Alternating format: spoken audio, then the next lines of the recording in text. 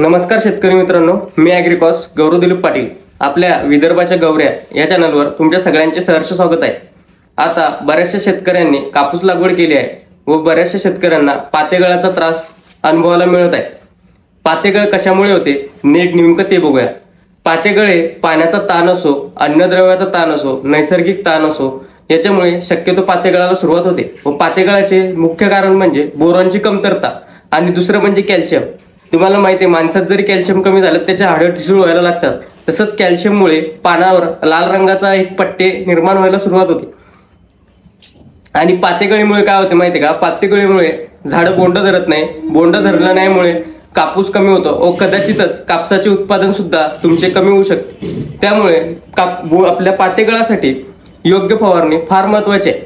पातेगळ होत असताना तुम्ही वेगळ्या वेगळ्या औषधाची प्रयत्न करता, जास्त केमिकल ही वापरणं फार गरजेचं नाही, कारण जर तुम्ही जास्त केमिकलचा उपयोग केला तर झाडांमध्ये उष्णता वाढते व झाडांवर त्याचे दुष्परिणाम बघायला दिसतात।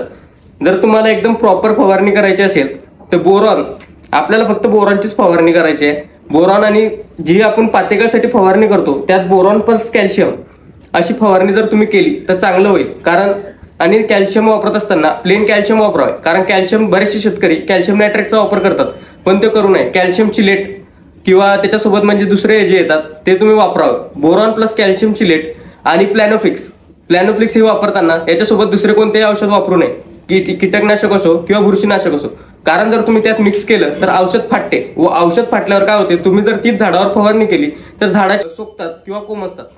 त्यामुळे योग्य फवारणी करावी। आणि जर तुम्हाला वाटलंच तर तुम्ही याच्यासोबत झिंक घेऊ शकता। झिंक आणि बोरॉनच्या फवारणीमुळे एक तुमचे चांगले झाडं सुरुवात व्हायला म्हणजे चांगलं तुम्हाला हे होईल, बोंड यायला सुरुवात होईल। याच्या व्यतिरिक्त तुम्हाला काही मारायची गरज नाही। जर वाटलंच, जर खताची आवश्यकता वाटलीच तर महादनचं कोणतंही एक खत तुम्ही घेऊ शकता। आणि याच्या बदलीकडे मला तरी नाही वाटत की दुसरं काही मारायचं काम पडेल। जर तुम्हाला आजचा व्हिडिओ आवडला असेल तर चॅनलला नक्कीच सबस्क्राईब करा। जय हिंद, जय महाराष्ट्र।